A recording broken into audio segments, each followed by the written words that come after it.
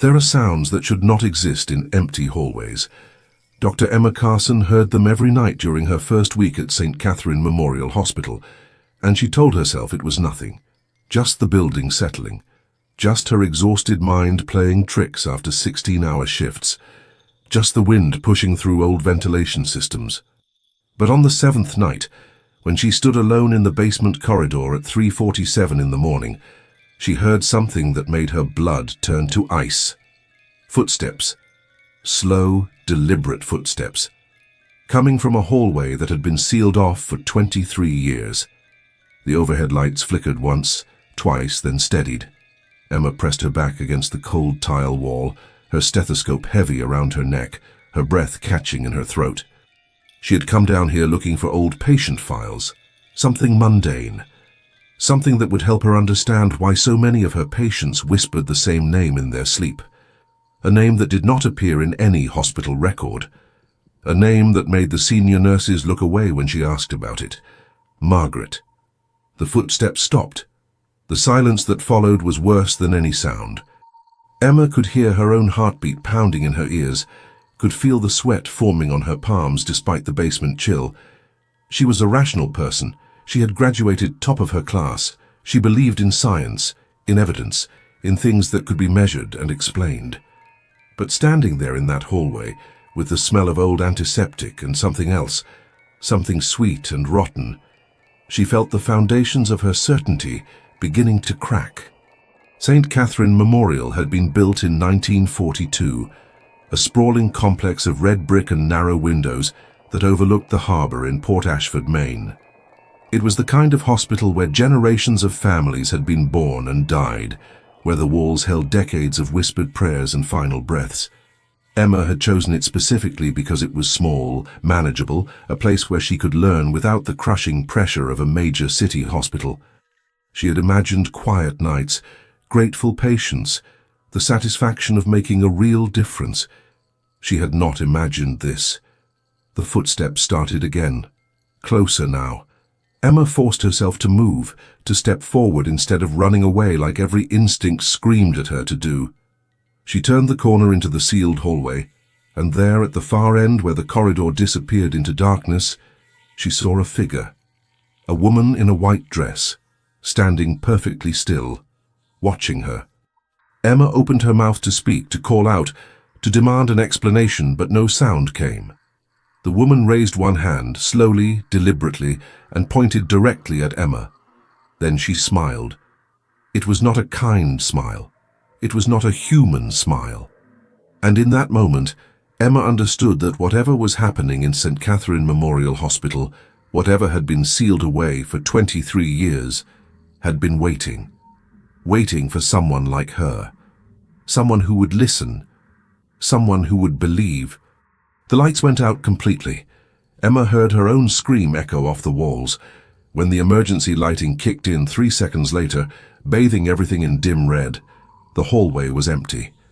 The woman was gone. But on the floor, exactly where she had been standing, was a single object. A hospital identification badge, old and faded with a photo barely visible. Emma knelt down, her hands shaking, and picked it up. The name on the badge made her stomach drop. Margaret Holloway, nurse. Date of death listed below the photo. September 19th, 2001. Emma ran. She ran back through the basement corridors, up the stairs, into the bright fluorescent safety of the main hospital. She did not stop until she reached the nurses' station on the 4th floor, where Helen Winters, the head night nurse, looked up from her paperwork with tired eyes that had seen too much. Emma tried to explain, tried to make sense of what had happened, but Helen just raised one weathered hand and spoke with a certainty that was somehow more terrifying than anything Emma had seen in that basement. "You found her badge, didn't you? That means she's chosen you. That means you need to know what really happened in September 2001. And once you know, Dr. Carson, you'll understand why some of us have been praying for 23 years that the truth would stay buried." Emma placed the badge on the counter between them. In the harsh hospital lighting, the photo seemed clearer now. Margaret Holloway had been young, maybe 30, with kind eyes and dark hair pulled back in a neat bun. She looked like someone who cared, someone who wanted to help, someone who would never hurt anyone. Helen stared at the badge for a long moment, then looked up at Emma with an expression that mixed pity and fear in equal measure. "Before I tell you anything, you need to understand something. St. Catherine's isn't what it seems, it never has been, and Margaret Holloway's death wasn't an accident. It was a mercy. The question you need to ask yourself, Dr. Carson, is whether you're ready to learn what she was trying to protect us from, because once you know, you can't unknow it. And the shadows you heard tonight, they're just the beginning." The question hung in the air between them. Emma thought about walking away, about requesting a transfer, about pretending this night had never happened. But she thought about the woman in white, about that terrible smile, about the way the darkness had felt alive around her. Most of all, she thought about her patients, the ones who whispered Margaret's name in their sleep. They deserved answers. They deserved the truth, even if the truth was something that should have stayed buried in that sealed hallway. She met Helen's eyes and spoke with more confidence than she felt.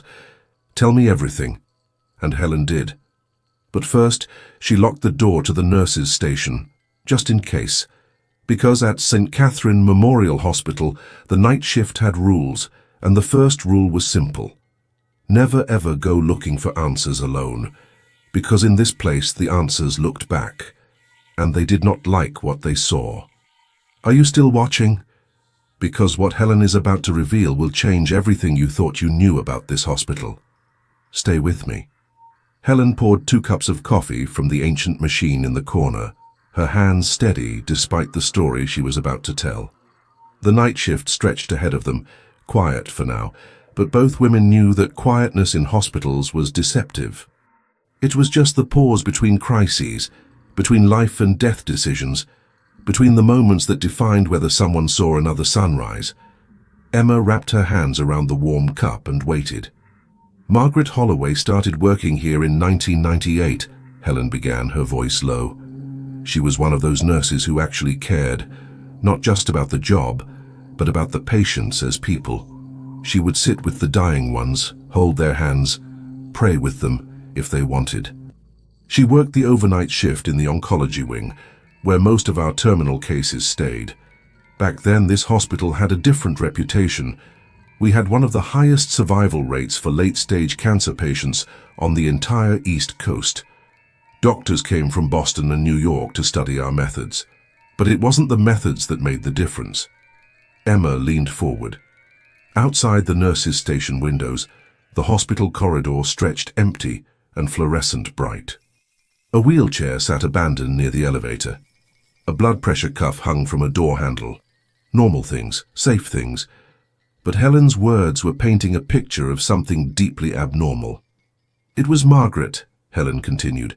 "Patients who were given weeks to live would stabilize when she was assigned to them. Tumors would shrink. Pain would diminish. Family members called it a miracle. The doctors called it statistical anomaly. But those of us who worked nights, we saw the truth. Margaret was taking the sickness into herself. We didn't understand how, we didn't understand why, but we could see it happening.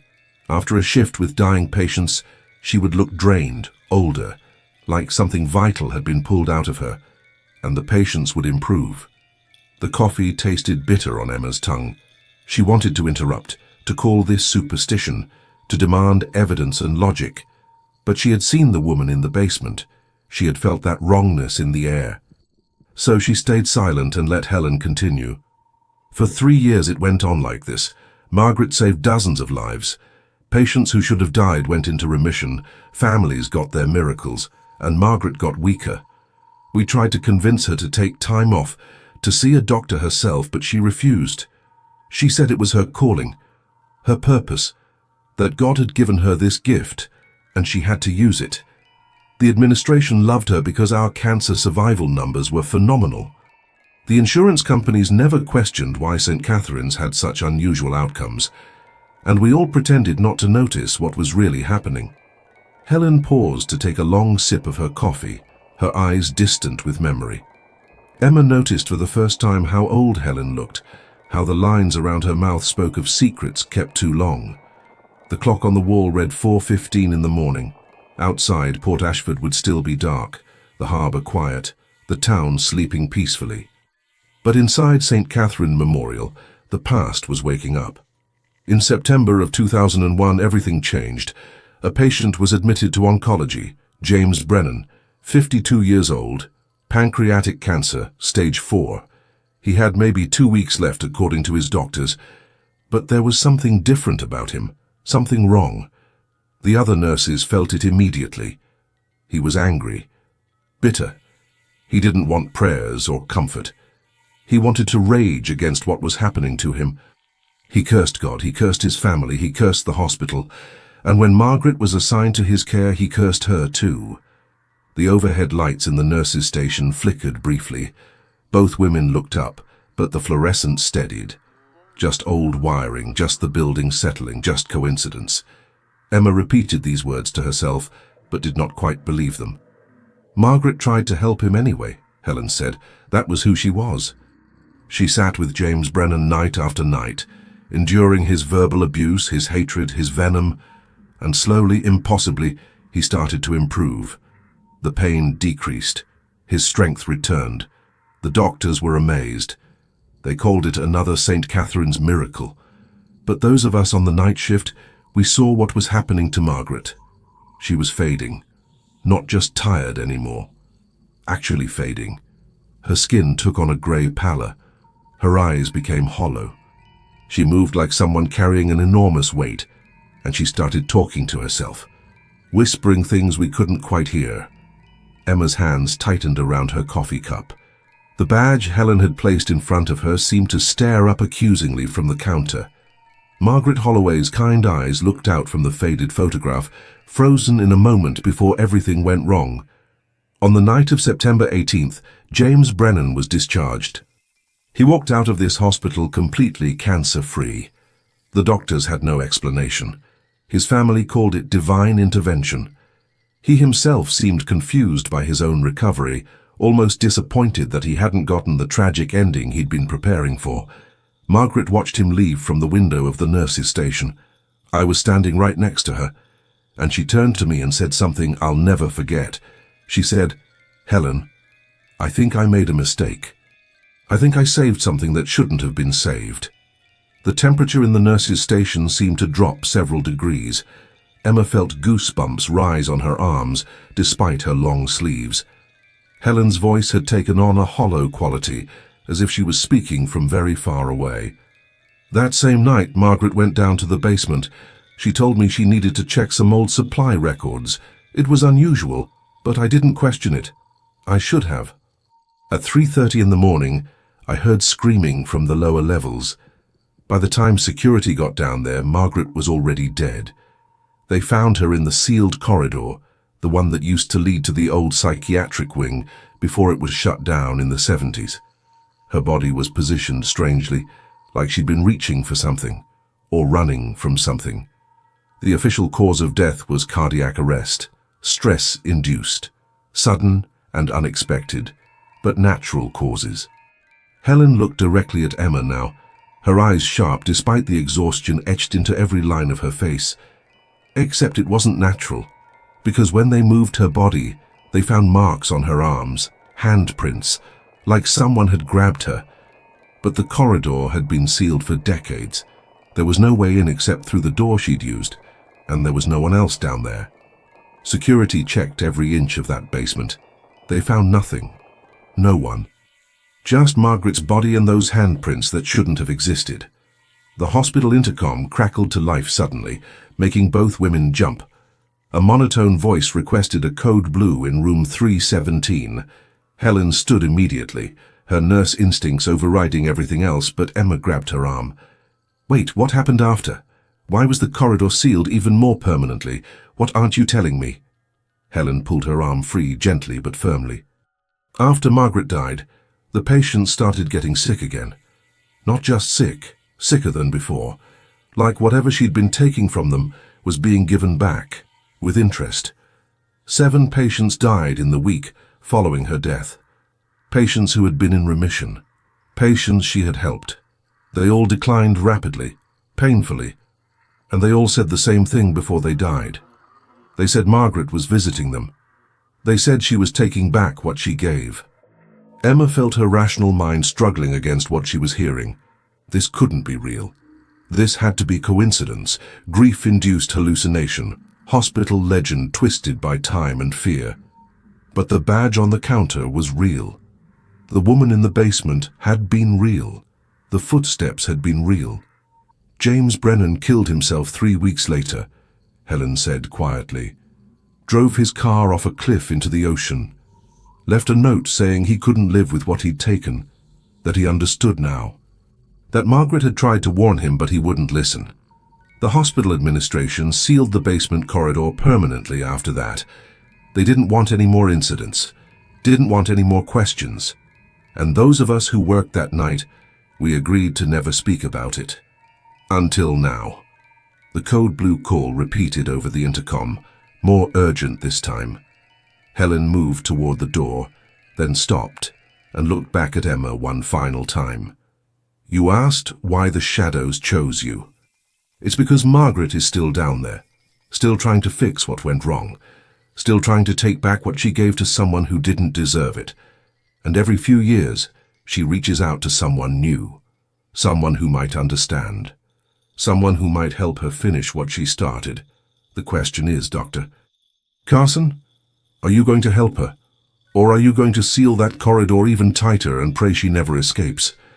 Helen unlocked the door and disappeared into the corridor, leaving Emma alone with her thoughts and the badge, and the terrible understanding that her first week at St. Catherine Memorial Hospital was only the beginning of something much darker than she could have imagined.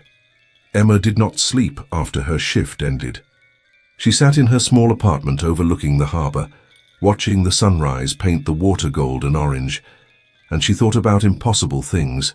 Nurses who absorbed sickness, patients who improved against all medical logic, a woman in white standing in a sealed corridor, handprints on dead skin, and a question that gnawed at her with increasing urgency.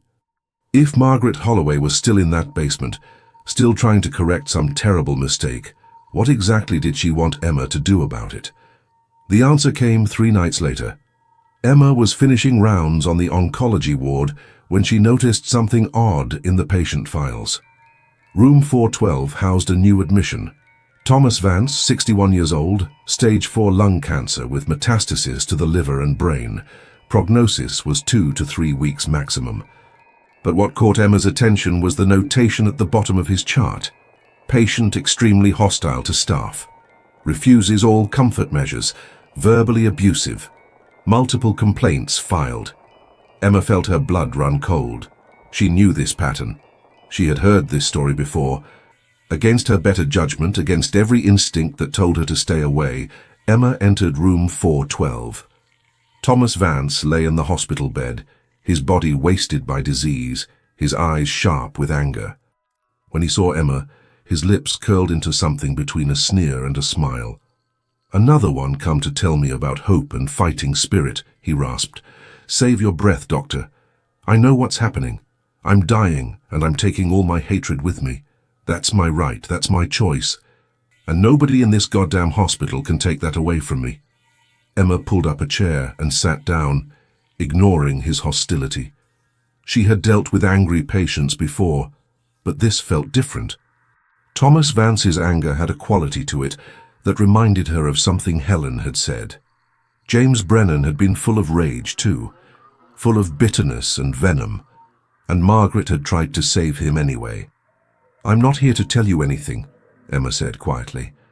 I just want to understand. Why are you so angry? Thomas laughed, a wet, rattling sound that spoke of failing lungs. You want my life story? Fine, I'll give you the short version. I spent 40 years working at the Port Ashford processing plant, gave that company everything, and when I got sick, when the cancer showed up from all those years of breathing in chemicals they swore were safe, they denied responsibility, denied my insurance claims, left me with nothing. My wife left, my kids won't visit. I'm dying alone because I trusted the wrong people. So, yeah, doctor, I'm angry. And I'm staying angry. Emma listened and felt something shift inside her. She understood anger like this. She had seen it in medical school, in patients who felt betrayed by their own bodies, by a system that promised care but delivered bureaucracy and bills. But underneath Thomas Vance's rage, she heard something else. Fear, loneliness, a desperate need for someone to acknowledge that his suffering mattered. "I hear you," she said simply, "and I'm sorry." Thomas turned his face away. "Sorry doesn't fix anything. Sorry doesn't give me back my life. Just leave me alone, let me die in peace." Emma left the room, but she could not leave the situation alone. That night, after her shift, she found herself standing at the entrance to the basement stairs. The badge Helen had given her felt heavy in her pocket. She knew what she was about to do was irrational, dangerous, possibly insane. But she also knew that Thomas Vance was going to die angry and alone. And somehow that felt connected to whatever Margaret Holloway was trying to accomplish from beyond death. The basement corridors were exactly as she remembered them. Cold, silent, smelling of old antiseptic and something sweeter. Something wrong. Emma walked slowly toward the sealed hallway, her phone flashlight cutting through the darkness. The door that had been locked before now stood slightly ajar. She had not touched it. No one should have been down here, but the door was open. Emma pushed through and stepped into the corridor that had been sealed for 23 years. The air felt thick here, charged with something she could not name.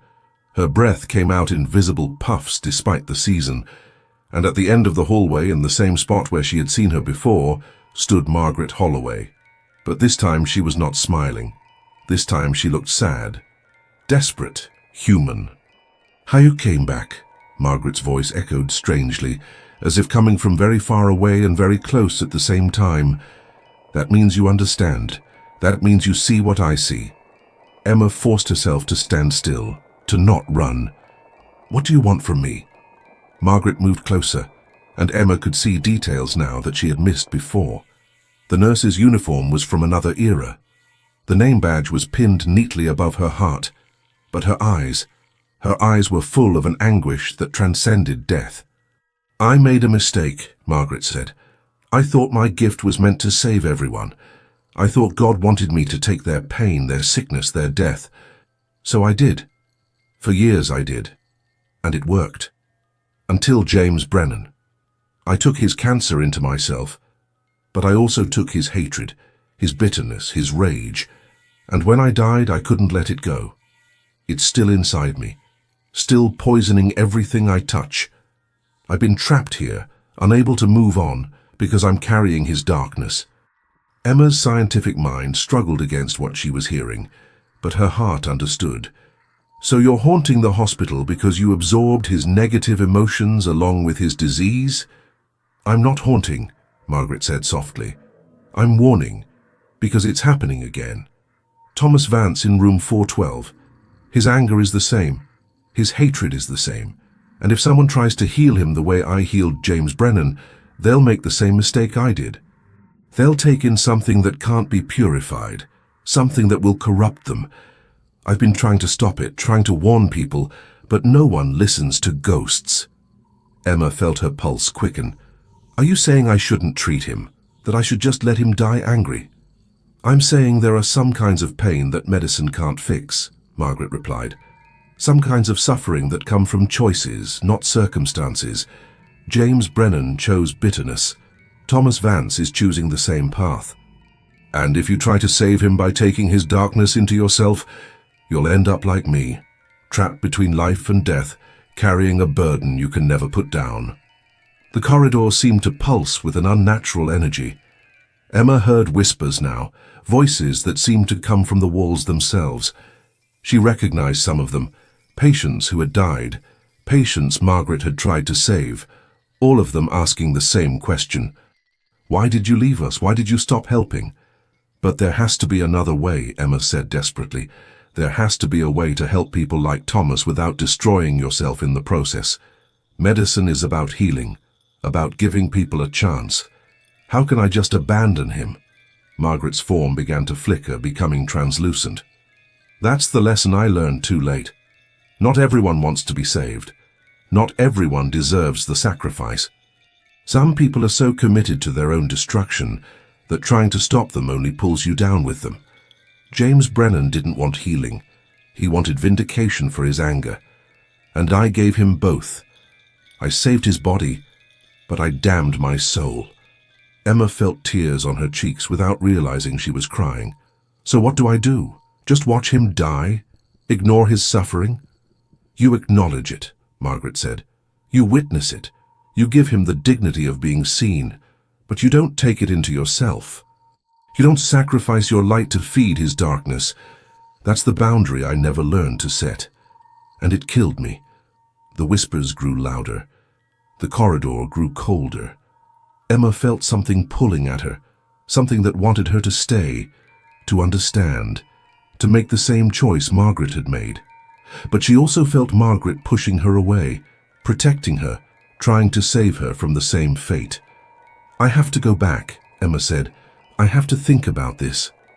No, Margaret's voice turned urgent. You have to choose, right now.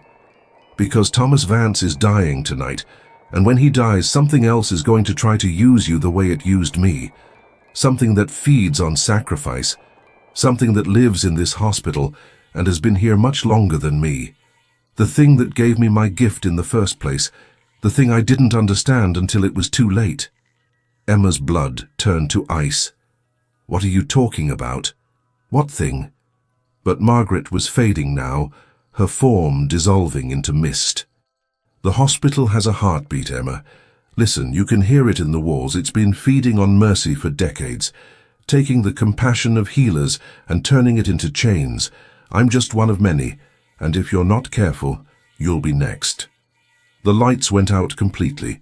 In the darkness, Emma heard it, a rhythmic pulsing, like a heartbeat, coming from deep within the walls, coming from everywhere and nowhere. And she understood with terrible clarity that Margaret Holloway was not the horror in St. Catherine Memorial Hospital. She was the warning.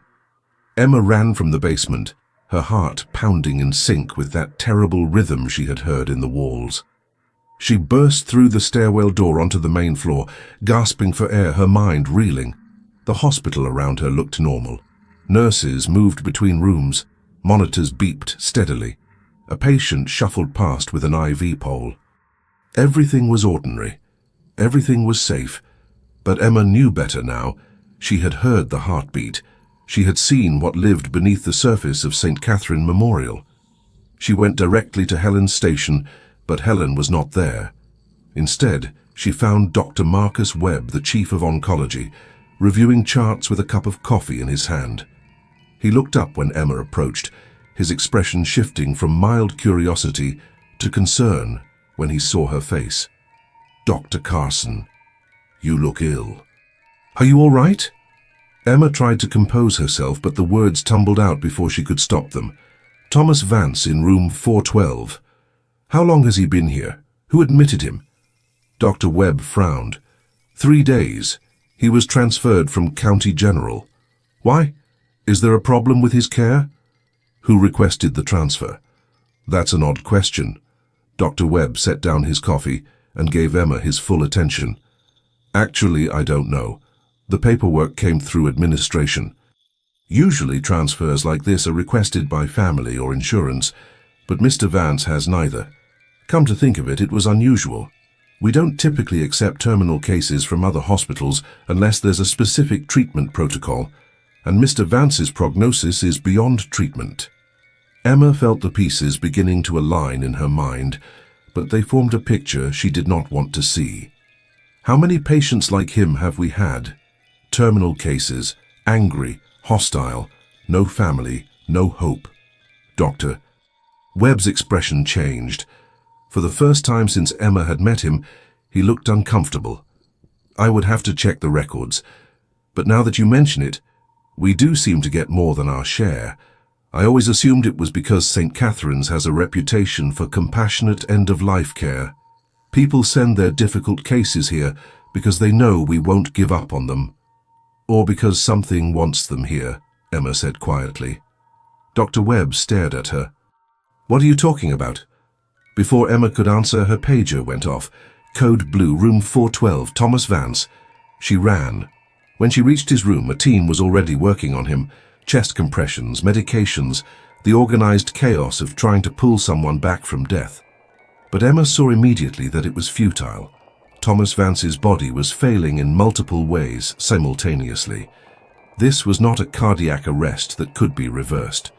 This was complete systemic shutdown. After 3 minutes, the attending physician called it. Time of death 5:32 in the morning. The team dispersed, leaving Emma alone with the body. She stood by the bedside, looking down at Thomas Vance's face. In death, some of the anger had left it. He looked tired, sad, human. She reached out to close his eyes, a final gesture of dignity, and that was when she saw it. On his wrist, just visible beneath the hospital bracelet, a mark, a handprint, exactly like the ones Helen had described on Margaret Holloway's arms. Emma's hands trembled as she examined it more closely. The mark was not a bruise, it was something else, a discoloration that seemed to go deeper than skin, like it had been burned in from the inside. She pulled out her phone and photographed it, then quickly left the room. She found Helen in the staff lounge, sitting alone with a cup of tea. When Helen saw Emma's face, she set the cup down slowly. He died, Helen said. It was not a question. With marks on his wrist, just like Margaret. Emma showed Helen the photograph. What is this place really? What have we been working in? Helen sighed deeply, and suddenly she looked ancient. St. Catherine Memorial was built on the site of an old sanitarium. Before that it was a monastery. And before that, according to local history, it was a place where the indigenous people brought their sick and dying. This ground has always been about suffering, about the boundary between life and death. And something here, something old, has learned to feed on that boundary. Emma sat down heavily. You knew. All this time you knew the hospital itself was alive, was conscious. Not alive, Helen corrected. Aware. There's a difference. St. Catherine's isn't malicious, it's indifferent. It takes what it needs to sustain itself, and what it needs is the energy of sacrifice, the moments when someone gives up their own well-being to save another. That's what it feeds on. That's what it has always fed on. Margaret Holloway was just the most powerful source it had found in decades. Emma felt sick. So it draws in patients like Thomas Vance, patients full of anger and darkness, and it waits for someone compassionate enough to try to save them, someone who will sacrifice themselves. And when they do, it feeds on that sacrifice and keeps them trapped here as a warning to the next person. That's the cycle. Now you understand, Helen said quietly. That's why I've lasted 40 years here without becoming one of the trapped ones. I set boundaries. I care for my patients, but I don't sacrifice myself for them. I learned that lesson early, before I could become another Margaret. But the hospital keeps trying. It keeps bringing in cases that pull at our compassion, testing us, waiting for someone to break. Emma thought about her first week here. The way she had been assigned to the most difficult patients, the way Thomas Vance's chart had caught her attention, the way she had felt compelled to go to the basement. None of it had been coincidence. The hospital had been evaluating her, grooming her, preparing her to be the next Margaret Holloway. Dr. Webb doesn't know, Emma said. None of the doctors know. The doctors come and go, Helen replied. They stay a few years, they move on to better positions, bigger hospitals. It's the nurses who stay, the support staff. We're the ones who see the patterns, who understand what this place really is, and we've learned to survive by maintaining boundaries, by not giving more than we can afford to lose. Emma felt anger rising in her chest. So we just accept it. We just let this thing keep feeding on suffering, keep trapping people like Margaret. What choice do we have? Helen's voice was tired. This hospital serves thousands of people. It saves lives, real lives. Yes, it has a cost. Yes, some people pay more than they should. But if we shut it down, if we walk away, what happens to all the patients who need us? The pregnant mothers, the accident victims, the children with cancer, do they deserve to suffer because we're afraid of what lives in the basement? It was the question Emma had been avoiding, the terrible calculus of harm and good, the impossible choice between complicity and abandonment. She thought about Margaret Holloway, trapped in that corridor for 23 years, carrying darkness she could never put down. She thought about Thomas Vance, dying alone and angry. She thought about all the future patients who would come here seeking healing and find themselves caught in a cycle they could not understand. "There has to be another way," Emma said. Helen smiled sadly. That's what Margaret said too, right before she went to the basement for the last time. She thought she could confront it, bargain with it, make it release the darkness it had fed her. But you can't negotiate with something that exists on a completely different moral plane. It doesn't understand mercy or cruelty. It just is. Emma stood up. Margaret didn't have all the information. She didn't understand what she was dealing with, but I do now. And I'm going back down there. Helen grabbed her arm. Emma, no, you'll end up just like her. Trapped, tortured, used as a warning for the next compassionate fool who thinks they can fix this. Maybe, Emma said, or maybe I'm not going there to sacrifice myself. Maybe I'm going there to end the cycle entirely, because if this thing feeds on sacrifice and compassion, what happens if I offer it something else? What happens if I give it what Thomas Vance had, what James Brennan had? What if I feed it anger instead? Helen's eyes widened. You can't. If you go down there full of rage, full of hatred for what this place has done, you'll become corrupted. You'll become something worse than Margaret, something that spreads darkness instead of light. Emma pulled her arm free. Then I'll be careful. But I'm not going to spend the next 40 years maintaining boundaries, while this thing slowly destroys everyone who cares too much. Someone has to try, someone has to fight back. She left the lounge before Helen could stop her. The hospital corridors seemed different now. The walls pulsed subtly. The lights flickered in rhythm with that heartbeat she had heard in the basement. St. Catherine Memorial was watching her, waiting to see what she would do, waiting to feed. Emma descended the stairs to the basement one more time, but this time she was not seeking answers. She was bringing war. The basement corridor welcomed Emma like an open mouth. The sealed door stood wide now, no pretense of barriers or locks. The hospital wanted her here. It had been guiding her toward this moment since the first night she heard those footsteps. Every choice she thought she had made freely had been a path laid out for her, leading inevitably to this confrontation. Margaret Holloway materialized before Emma had taken 10 steps into the darkness, but she looked different now, stronger, more solid, almost alive. Her eyes met Emma's with an expression of profound sorrow. "You came back thinking you could fight it," Margaret said. "You came back angry. I can feel it radiating from you. Anger at me for being trapped. Anger at Helen for accepting this. Anger at the hospital for existing. That's exactly what it wants you to feel. That's how it wins." Emma stopped walking. "Then what should I feel? Compassion. That's what destroyed you. Boundaries. That's what keeps everyone else complicit. There has to be a third option." "There is," Margaret said quietly. "Understanding, not acceptance, not rage, just clear-eyed understanding of what this place actually is." The corridor around them began to shift. The walls became translucent, revealing layers beneath. Emma saw the sanitarium that had stood here before the hospital. She saw the monastery before that. She saw centuries of suffering layered like geological strata. She saw people dying, people praying, people sacrificing themselves for others. And she saw something else. A presence that existed in the spaces between. Not evil, not good, simply ancient and hungry.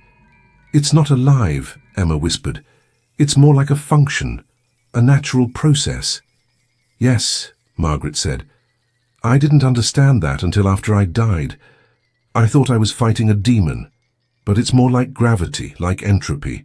It's the shadow that compassion casts, the cost that caring extracts. Every hospital has it to some degree. Every place where people suffer and people try to heal creates this residue, this build-up of sacrificial energy. But St. Catherine's is old. The accumulation here is massive, and it has developed something like consciousness through sheer duration. Emma felt her anger draining away, replaced by something more complex. So we can't destroy it because it's not really a thing. It's a consequence, a byproduct of the work itself. You're beginning to see, Margaret said. I tried to carry all the darkness out of my patients. I succeeded, but I had nowhere to put it except inside myself. And when I died, that darkness didn't disappear. It remained here, adding to the hospital's accumulated shadow, making it stronger. Thomas Vance just added more, and there will be others. There will always be others. Because suffering exists, because people get angry at dying, because the world is not fair. Emma sank to her knees on the cold floor. The weight of understanding was crushing. Then nothing I do matters. The cycle continues forever. No, Margaret's voice was gentle now. That's the other extreme. The opposite of martyrdom isn't indifference, it's wisdom.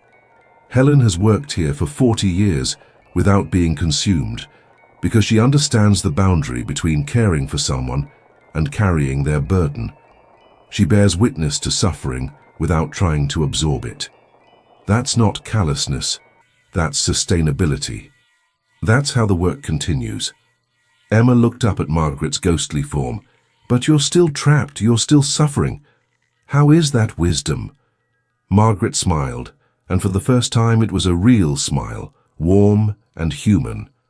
I'm not trapped, Emma. I've been choosing to stay. Choosing to warn people like you before you make my mistake. I could move on anytime I want, but I thought I needed to fix what I'd broken first. I thought I needed to find someone who could heal the hospital the way I tried to heal patients. But you've shown me something tonight. You've shown me that some things don't need to be healed. They need to be understood. The corridor began to brighten. Emma realized dawn was breaking somewhere above them, and its light was filtering down through layers of stone and steel. The hospital's heartbeat, that terrible rhythm she had heard in the walls, began to slow, not stopping, just becoming quieter, more distant. The hospital will always have this shadow, Margaret said, but it doesn't have to consume people. It only consumes those who offer themselves up for consumption, those who believe they can love hard enough, sacrifice deep enough to erase suffering from the world. That's the lie I believed, the lie that destroyed me. But you don't have to believe it. You can be an excellent doctor, a compassionate healer without burning yourself out as fuel for other people's pain. Emma stood slowly. Her legs felt weak, but her mind felt clearer than it had in days. So what do I do? Just go back upstairs and treat patients normally? Pretend I don't know what's in the basement? You acknowledge what's in the basement, Margaret corrected. You remember it. You let it inform your boundaries. You understand that helping people doesn't mean destroying yourself. And when you meet patients like Thomas Vance, patients who are committed to their own bitterness, you give them dignity and pain management and presence, but you don't try to save them from themselves, because you can't, and trying will only add to the shadow. The translucent walls were fading now, becoming solid again. The vision of centuries was receding. Emma could feel the hospital releasing its grip on her, no longer seeing her as potential fuel. She had passed some test she had not known she was taking. What about you? Emma asked. If you're choosing to stay, doesn't that mean you're still sacrificing yourself? Margaret's form began to fade, but her voice remained strong. I was, but I'm done now. You were my last warning, my last attempt to save someone from my fate. And it worked. You understood. You chose differently. That means my purpose here is complete. I can let go of the darkness I've been carrying. I can forgive myself for saving James Brennan. I can move on. Wait, Emma said urgently. Before you go, tell me. If you could do it over, knowing what you know now, would you still become a nurse? Would you still work here? Margaret paused in her fading. Yes, absolutely yes. The work matters, Emma. Bearing witness to suffering matters. providing comfort at the end of life matters. I just wish I'd learned sooner that I didn't have to carry it all myself. That being human means having limits, and that limits aren't failures. They're wisdom. The ghost of Margaret Holloway smiled one final time, and then she was gone. Not violently, not dramatically, just gone, the way morning mist burns off when sunlight touches it. Emma stood alone in the basement corridor. The door behind her was no longer sealed. The darkness was no longer oppressive. It was just a basement. Just old concrete and flickering lights and the smell of antiseptic. Emma climbed the stairs back to the main hospital. Her shift was over. She was exhausted. But she felt something she had not felt since arriving at St. Catherine Memorial. She felt ready. Ready to do the work. Ready to hold the boundaries. Ready to be excellent without being perfect. Ready to care without carrying. Helen was waiting at the top of the stairs. She took one look at Emma's face and nodded slowly. "You made it out, and you're still you.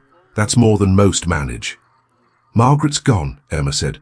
"Really gone this time. She let go." Helen's eyes filled with tears. "After 23 years, thank God. Maybe now she can rest." She paused, studying Emma carefully. "And you? Are you staying? Or are you requesting that transfer you were thinking about?"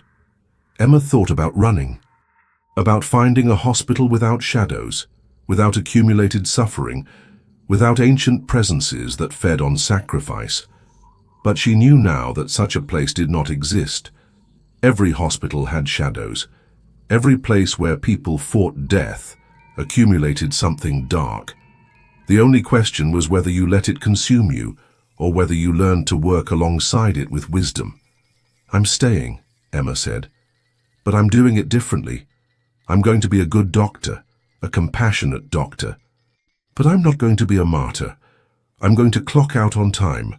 I'm going to say no when I need to. I'm going to witness suffering without trying to absorb it. And I'm going to teach the next intern who shows up here how to do the same." Helen smiled, and it was the first genuine smile Emma had seen from her. "Then you'll last, you'll do good work, and you won't end up in the basement. That's all any of us can ask for." They stood together in the brightening corridor as the morning shift began arriving. Nurses greeting each other, doctors reviewing charts, patients waking to face another day of healing or decline. The ordinary miracle of a hospital functioning. The daily resurrection of caring for strangers. It was not perfect, it was not clean, but it was necessary, and Emma was part of it now. She thought about Thomas Vance, who had died angry and alone. She thought about James Brennan, who had taken his own life 3 weeks after being saved. She thought about all the patients who would come after them, bringing their own darkness, their own suffering, their own impossible demands on the compassion of healers. And she made a promise to herself she would help them, but she would not be consumed by them. She would maintain the boundary between witnessing and carrying, between compassion and sacrifice. That was the lesson Margaret Holloway had died to teach. That was the wisdom that would keep Emma whole. That was the truth that St. Catherine Memorial Hospital had been trying to show her all along. Some shadows cannot be eliminated. They can only be acknowledged, respected, and carefully navigated by those brave enough to work in the spaces where life and death dance their eternal dance. Emma walked to the locker room to change out of her scrubs. Tomorrow, she would return. She would treat patients. She would provide comfort. She would be excellent at her work. But she would also go home at the end of her shift. She would sleep in her own bed. She would maintain her humanity. Because that was what the work required. Not saints, not martyrs. Just skilled, compassionate humans who understood that helping others did not mean losing themselves. In the basement below, the sealed corridor stood empty. The walls no longer pulsed. The shadows no longer whispered. Margaret Holloway had moved on to whatever came after, and St. Catherine Memorial Hospital continued its work as it had for decades, as it would for decades more. A place of healing and horror, of sacrifice and survival, of the thin boundary between life and death. And in that boundary, people like Emma would continue to work. Imperfect, human, whole, doing the best they could with the darkness they inherited and the light they chose to maintain. That was enough. That had to be enough. Because in the end, perhaps the real miracle was not the absence of fear.